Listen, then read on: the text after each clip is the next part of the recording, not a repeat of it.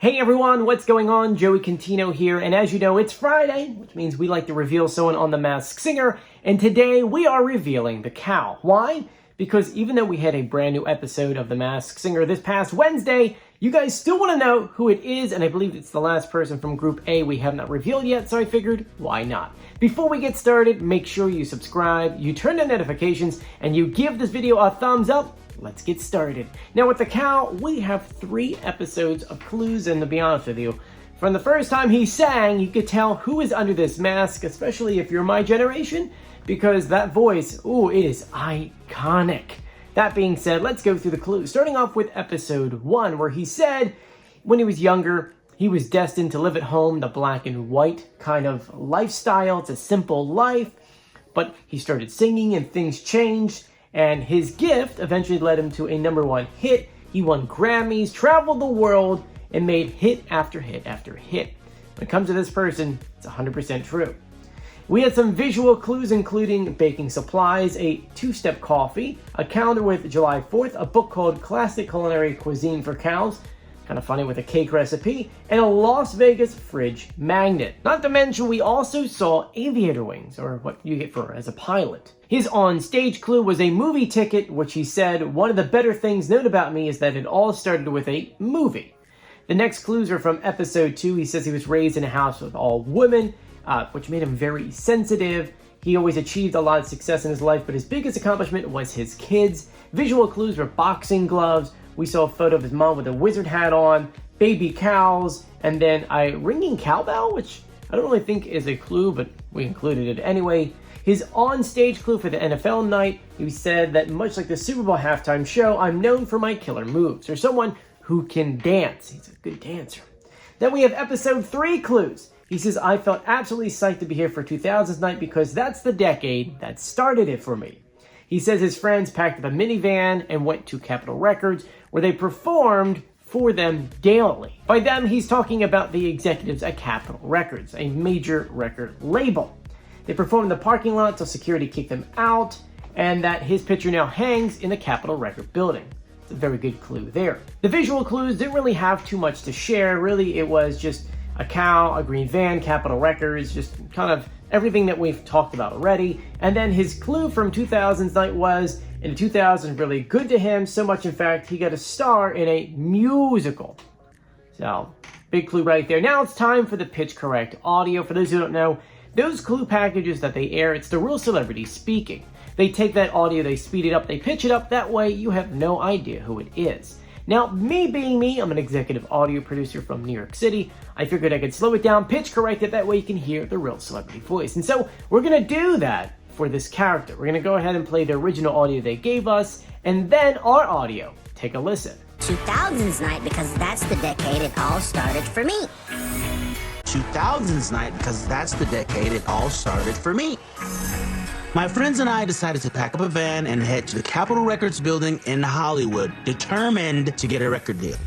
We pulled into the parking lot and started performing on top of the van, convinced we'd get signed.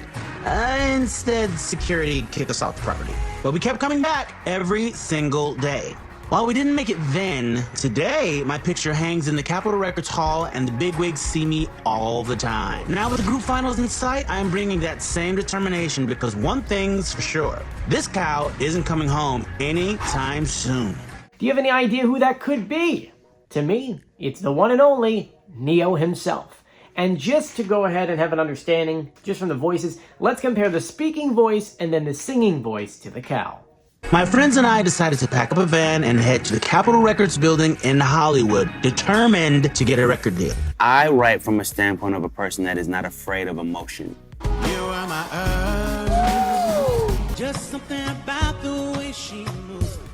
So as the cowbell would say, ding-a-ling-a-ling-a-ling, we have a winner. Let's go through and answer some of these clues. Starting off with living in his lifestyle. He wanted a simple life in black and white. Well, his 2008 music video for Mad was filmed in black and white, and he does talk in a few different magazines where he said that when he was younger, he never imagined that he would be the superstar that he is now. Later, he says his gift or his singing voice led to his #1 and having Grammys and traveling the world. He had his first #1, I want to say in 2006, with So Sick. Since then, he's gotten 15 Grammy nominations and 3 Grammy wins. And of course, he had world tours, so he has been touring the world. Visual clues, we saw the baking supply / two-step coffee. We do know that he did a remix on, I think it's called My Drink and My Two-Step. Clue there. We saw the 4th of July, which is a play on Miss Independent, because Independence is Independence Day, July 4th. We saw the Las Vegas Magnet. Well, he grew up in Las Vegas, wasn't born in Vegas. I believe he was born in Arkansas, but he went to high school in Vegas, and he went to a certain academy until like 11th grade, and then graduated in regular school. We saw Aviator Wings. He was in the movie Red Tails, which is an aviator movie, so it's about airplanes. On stage clue, talking about the movie Ticket. He was in the 2007 movie Stomp the Yard. That's kind of where he got famous from. Like, he did put up music before then, but that movie kind of propelled him. It really propelled him more. Now to episode 2, he said he was in a house filled with women. 100% true. He was raised by his mom after his parents got divorced, and he had a sister, so house filled with women. Saying he achieved a lot of success, but his kids are the best part. He has 7 kids. God bless him, man. That seems like a lot of kids. We saw boxing gloves. We do know that he likes to box. That's actually the only visual clue that actually kind of added up to him. The other one just kind of, it is what it is. Talked about his killer dance moves for his NFL night clue. And yes, he's known for his dance moves. His hat, because he wears a fedora, his dance moves. Actually, I feel like we never see him without a hat, right? He always has a fedora on. Now it's time for episode 3, where he said that the 2000s is the decade where he got started. That's true. His first album came out in 2006. Then that Stomp the Yard came out in 2007, but he also did a lot of other stuff before 2006. I think he did a couple other music. Like, he did singles from 2004, 2005. But if you jump back further, it was like 1998 where he was in a band called Envy, a music group called Envy. And after that dissolved, I think in 2000s when he went on his own. And that's where he really started finding success. At one point, he was actually signed with Columbia Records, before later on being signed for Capitol Records. This kind of leads us to the next clue about performing outside Capitol Records. Turns out he did it every day for 6 months. Him and his friends. Insane. And lastly, the banner from Musical. He was in the 2015 musical The Wiz, which he did a great job. I think Neo should do more musicals. Honestly, he's great at it. Now, when it comes to The Masked Singer, if it is confirmed to be him, he was on The Masked Singer UK where he was the Badger. So it would be kind of cool to see him on this version as well. But in the comment section, let me know if you agree or disagree. And let me know what you think these other characters were for this past week. Because I'm still up in the air. One of them I think I know because I used to watch Gilmore Girls. So some of the clues added up. Anyway, I'm Joey. If you haven't done so yet, please subscribe, turn on notifications, and give this video a thumbs up. I'll see you later. Bye.